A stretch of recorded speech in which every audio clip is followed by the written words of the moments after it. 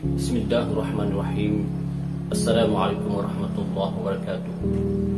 Alhamdulillah wa syukurillah, wassalatu wassalamu ala rasulillah wa ala alihi wa sahbihi wa man tabi'ahu wa wala.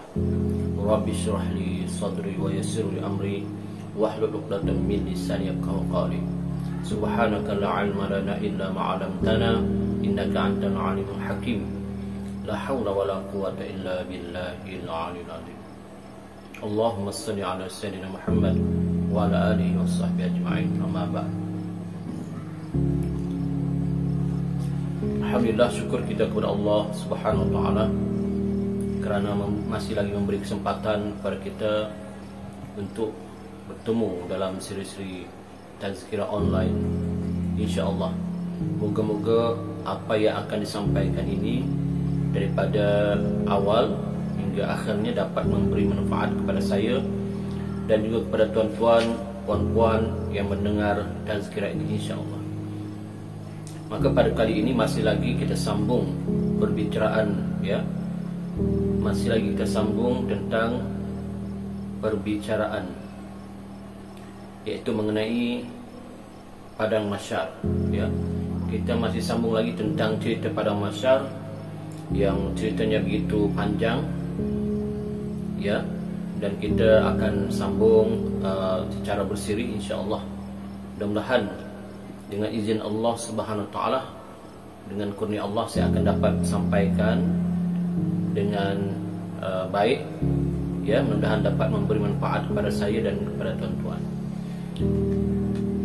Seperti yang telah kita ceritakan di siri-siri tazkirah yang lepas, bahawa manusia dan semua makhluk akan dikumpulkan di padang mahsyar. Ya, manusia, makhluk itu seperti apa? Seperti binatang-binatang, ya. Termasuk juga makhluk jin dan juga termasuk juga makhluk syaitan, ya, akan berkumpul di padang mahsyar yang luas. Jadi di padang mahsyar ini, tuan-tuan, kita akan dibicarakan setelah berkumpul begitu lama, ya, berdiri begitu lama dalam keadaan bersesak-sesak, dalam keadaan panas, sempit, berdiri tidak duduk, kecuali sebahagian sahaja hamba Allah yang terpilih yang dapat naungan di padang mahsyar, ya. Kemudian sebahagian juga hamba Allah yang terpilih yang selamat, yang dapat diberi pakaian dan terhindar dari panas. InsyaAllah itu akan kita huraikan di siri yang seterusnya. Kali ini saya nak ceritakan tentang bagaimana dan di apakah amalan kita, ya, ditimbang di mizan. Yaitu hari ini kita akan bincangkan tentang mizan, insyaAllah, tuan-tuan, ya.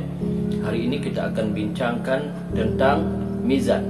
Mizan ini satu tempat yang mana tempat menimbang amal kita, amal baik kita dan amal jahat kita, amal kebaikan kita dan amal buruk kita, insya-Allah. Teruskan menonton. Tuan-tuan, puan-puan, saudara-saudari, ibu-ibu, bapak-bapak yang dikasih sekalian, mizan itu seperti mana yang saya sebutkan tadi adalah timbangan, yaitu satu alat penimbang yang digunakan untuk menimbang amalan yang dilakukan oleh manusia semasa di dunia. Sesiapa yang berat timbangan amal kebaikannya terhadap amal kejahatannya, maka dia akan terselamat dan insya-Allah dapat masuk ke syurga. Sebaliknya, bagi mereka yang ringan timbangan amal kebajikannya, maka mereka adalah golongan yang bakal binasa dan akan dimasukkan ke dalam api neraka. Wal iyazubillahi min zalik. Di dalam kitab Kashful Ghummah, ya, di dalam kitab Kashful Ghummah karangan Syekh Daud Al-Fatani, beliau ada menyebutkan bahawa mizan itu mempunyai lidah, bahawa mizan itu mempunyai lidah dan dua daun, ya, seperti piring, setiap satu daripada kedua-duanya, yaitu piringnya, lebih luas daripada 7 petala langit dan 7 petala bumi. Maknanya lebih luas daripada 7 lapis langit dan 7 lapis bumi.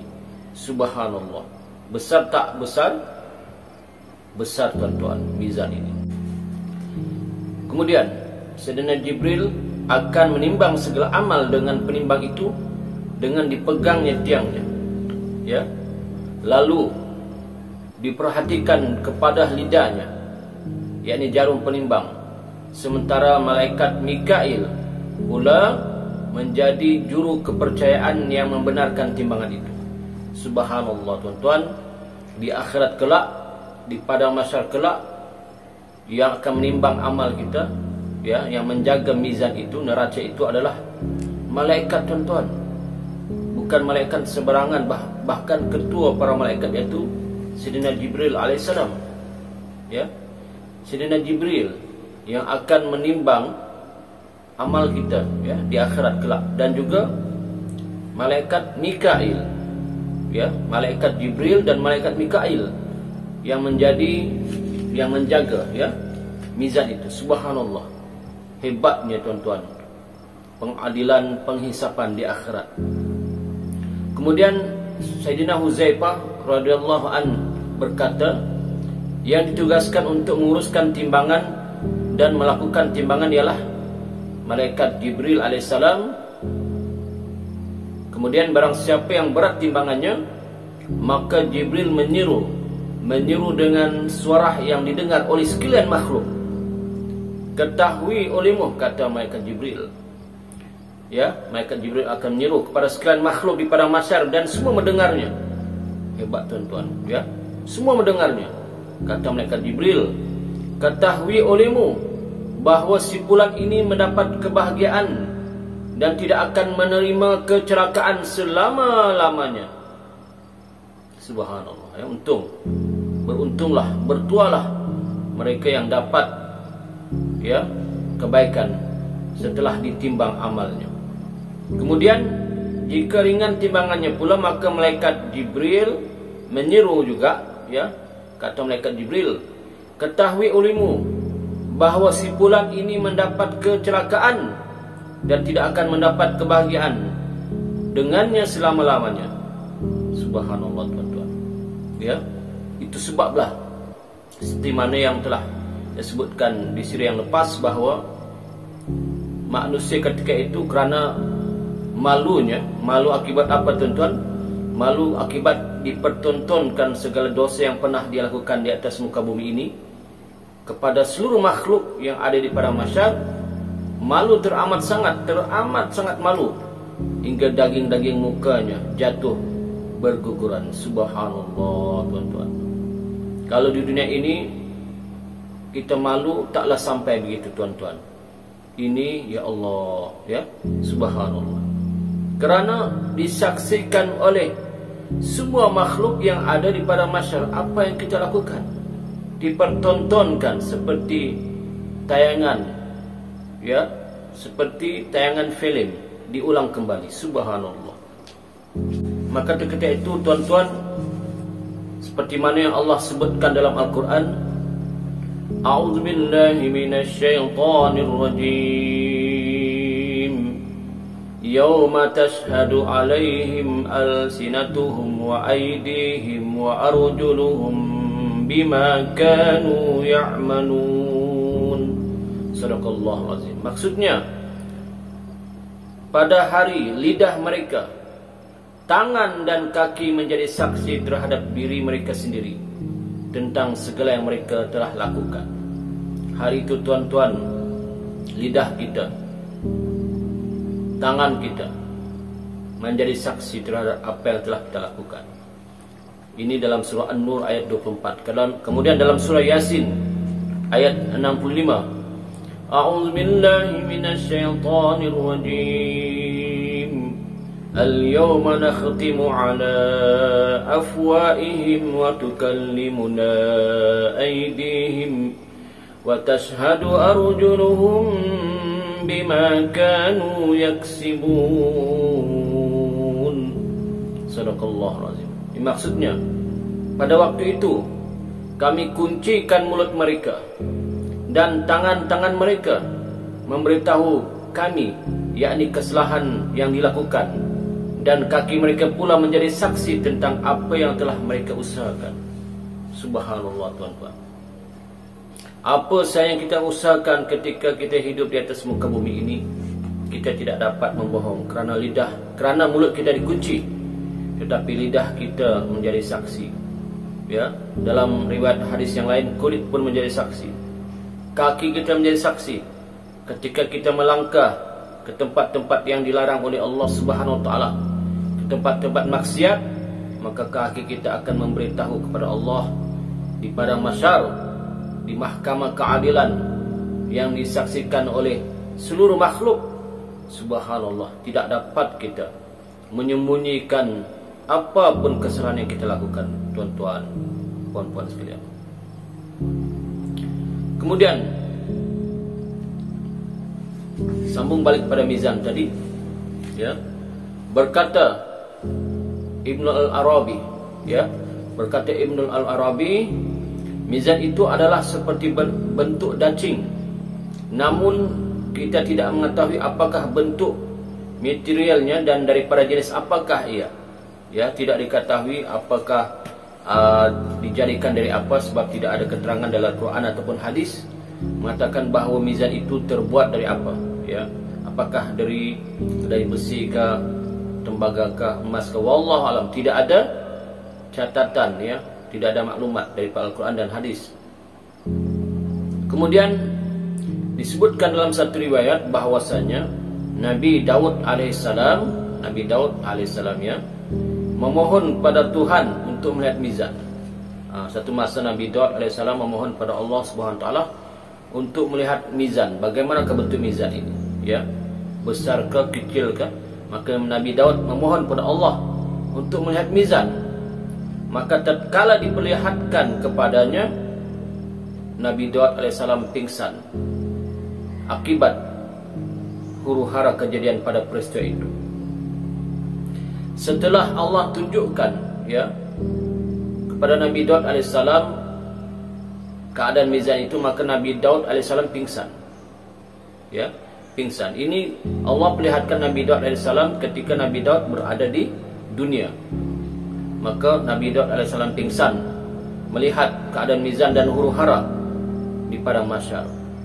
Kemudian setelah Nabi Daud sedar kembali, setelah Nabi Daud alaihissalam sedar kembali, maka Nabi Daud bersembah, ya, wahai Tuhanku, siapalah yang berupaya untuk memenuhkan amalannya pada daun ataupun piring neraca ataupun mizan itu. Kata Nabi Daud, wahai Tuhanku, siapalah yang berupaya untuk memenuhkan amalannya pada mizan kebajikan itu. Ya. Lalu Allah berfirman, wahai Daud, apabila aku reda kepada hambaku, niscaya aku penuhkan ia dengan sebiji buah tamar sahaja. Kata Allah kepada Nabi Daud, kalau Allah reda kepada Nabi Daud dengan sebiji tamar saja pun, ya, dah dapat memenuhi besarnya berat mizan itu dan akan dapat memberatkan mizan. Kata Allah, wahai Daud, kata Allah, ya, kemudiannya, penuhkan olehmu timbangan itu dengan kalimah la ilaha illallah. Kata Allah pada Nabi Daud, wahai Daud, penuhkan olehmu timbangan itu dengan kalimah la ilaha illallah. Kata Allah pada Nabi Daud bahawa sesungguhnya dengan kalimah la ilaha illallah dapat memberatkan timbangan itu. Subhanallah, tuan-tuan. Sebab itu marilah kita memperbanyakkan zikir la ilaha illallah, kerana zikir la ilaha illallah itu akan dapat memberatkan timbangan itu. Subhanallah, ya. Sebab timbangan itu seperti mana yang kita sebut di awal tadi, besarnya lebih besar daripada 7 lapis langit dan 7 lapis bumi. Tuan-tuan, langit itu ketebalannya bagaimana? Langit itu kata ulama tebalnya 500 tahun perjalanan. Kemudian langit itu 7 lapis ataupun 7 tingkat. Maka setiap di antara tingkat pertama menuju ke tingkat kedua jaraknya 500 tahun perjalanan. Subhanallah. Besarkah kecil tuan-tuan? Jauhkah dekat? Subhanallah ya. Di antara langit pertama dengan langit kedua jaraknya 500 tahun perjalanan. 500 tahun perjalanan tuan-tuan. Sedangkan umur kita di muka bumi ini tidak sampai pun 100 tahun. Ya, kalaulah orang itu sampai umurnya 100 tahun, berapa lamakah dia dapat hidup di dunia dan dia dapat mengelilingi dunia? Ya. Bayangkanlah kalau 500 tahun. Di antara langit pertama dengan langit kedua jaraknya 500 tahun. Tebalnya pun 500 tahun. Subhanallah. Jadi ukuran mizan ataupun penimbang ataupun neraca itu seperti timbangan itu, yaitu timbangan amal kejahatan dengan amal kebaikan itu, besarnya seperti 7 lapis langit dan 7 lapis bumi. Subhanallah. Lebih besar daripada itu. Sebab itu Nabi Daud alaihissalam bila ia melihat keadaan mizan itu yang Allah perlihatkan padanya, dia lalu pingsan kerana terkejut melihat besarnya mizan itu. Lantas Nabi Daud alaihissalam berkata, Ya Allah, Ya Tuhanku, siapakah, Ya Allah ya Tuhanku, siapakah yang dapat memenuhi mizan itu? Siapakah? Maka kata Allah, seperti mana yang tersebut tadi, bacalah olehmu wahai Daud kalimah La ilaha illallah, niscaya ia dapat memenuhi timbangan, memberati timbangan itu. Ya, subhanallah. Kemudian dalam pada itu bukanlah semua orang ditimbang amalannya, tidaklah semua orang ditimbang amalannya.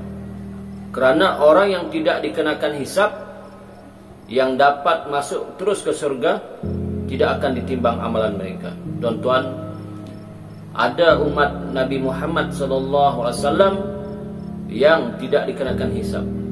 Mereka terus, ya, ada umat Nabi Muhammad SAW yang tidak dikenakan hisab, mereka terus masuk ke surga. Maknanya amal mereka tidak ditimbang. Ya, amal mereka tidak ditimbang.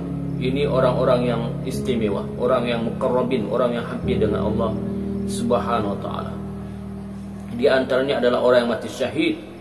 Orang mati syahid, ya, berperang fi sabilillah di jalan Allah, menentang kufar, mereka pun masuk surga tanpa hisab. Demikian juga para nabi, kerana timbangan itu adalah susulan daripada penghisapan. Justru orang yang tidak dikenakan hisab tidaklah perlu ditimbang amalan mereka. Ya, para nabi pun, ya, para nabi pun tidaklah mereka dipanggil, mereka ditanya mereka, tetapi sebagai membuktikan apa yang mereka telah lakukan. Nabi-nabi, ya, rasul-rasul, mereka ditanya oleh Allah SWT di mahsyar, tapi bukanlah ditanya dihisab amalan mereka, tetapi ditanya benarkah mereka telah melaksanakan tanggungjawab mereka. Kemudian Imam Al-Qurtubi mengatakan, ya, Imam Al-Qurtubi mengatakan timbangan itu adalah benar. Timbangan itu adalah benar. Timbangan, ya, neraca itu adalah benar dan pasti dilaksanakan. Namun bukan semua orang yang akan ditimbang amalannya. Ini berdasarkan hadis Nabi Muhammad SAW yang antara lain menyebutkan bahawa ada kalangan umat Nabi Muhammad yang masuk ke dalam surga tanpa dihisab. Timbangan itu dilakukan terhadap orang yang masih tinggal di mahsyar. Kemudian Imam Al-Ghazali menyebutkan bahawa 70.000 orang yang dapat masuk ke surga tanpa hisab itu tidak akan diangkat neraca timbangan mereka.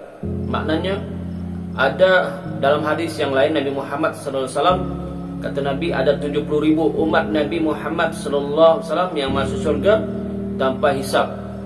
Ya, ada umat Nabi Muhammad SAW yang masuk surga tanpa hisab 70.000 orang. Subhanallah. Adakah kita akan termasuk dalam senarai 70.000 orang itu?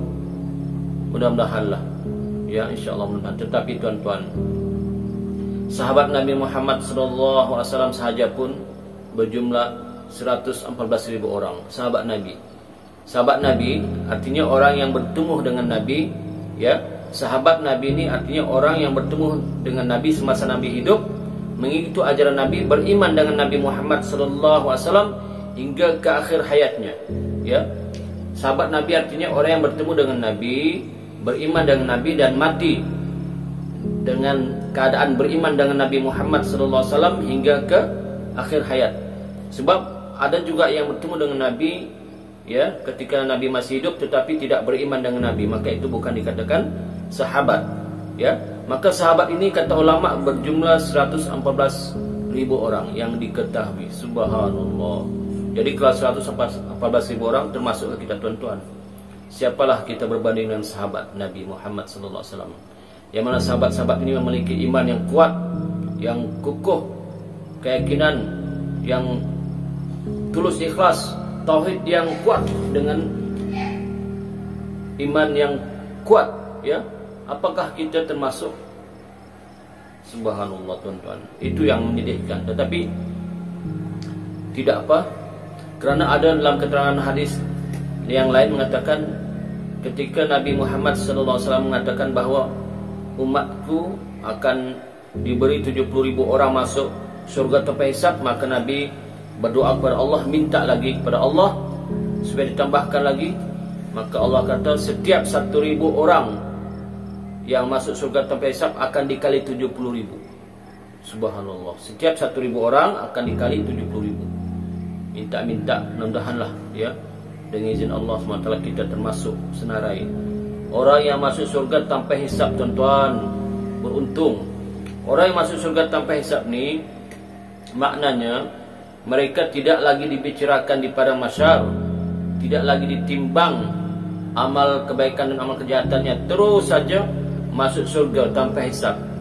Diceritakan dalam hadis yang lain, malaikat, ya, mengangkat mereka terus ke surga. Maka berkatalah orang-orang yang masuk surga tanpa hisab itu kepada malaikat, wahai malaikat, kami dibawa ke mana? Kata malaikat, kamu dibawa ke surga. Apakah kami tidak lagi dihisab? Kata malaikat, ya, tidak. Subhanallah, tuan-tuan. Beruntung, ya.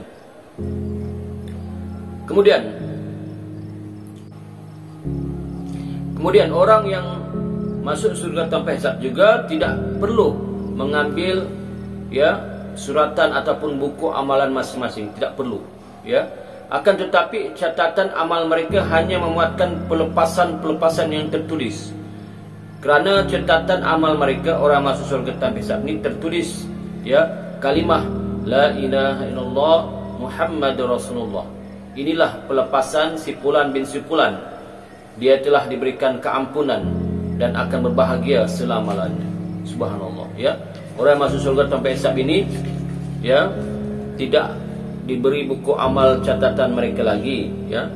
Tetapi dalam buku catatan amal mereka itu ada tertulis kalimah la ilaha illallah Muhammadur Rasulullah.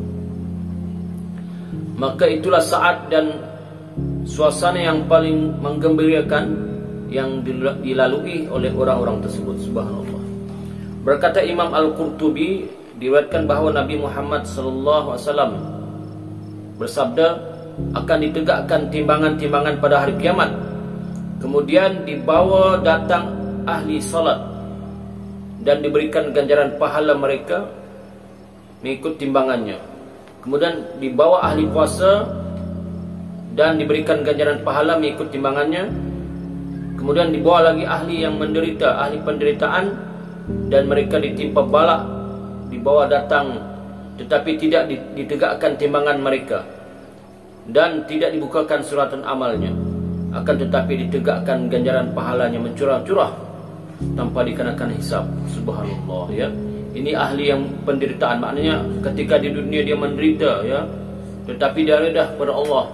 Dia ditimpa balak bencana, tetapi dia reda kepada Allah dan dia beriman kepada Allah dan dia tidak kufur kepada Allah, tidak musyrik, ya, tidak menyekutukan Allah, tetapi dia beriman dengan penuh sabar.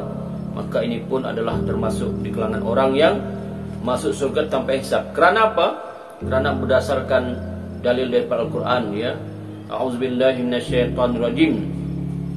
Innama yuwaffas sabiruna ajrahum bighairi hisab. Innama yuwaffas sabiruna ajrahum bighairi hisab.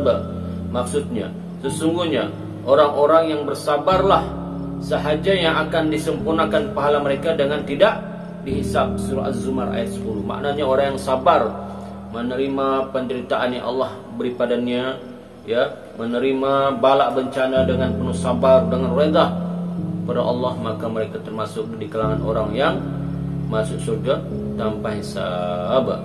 Subhanallah.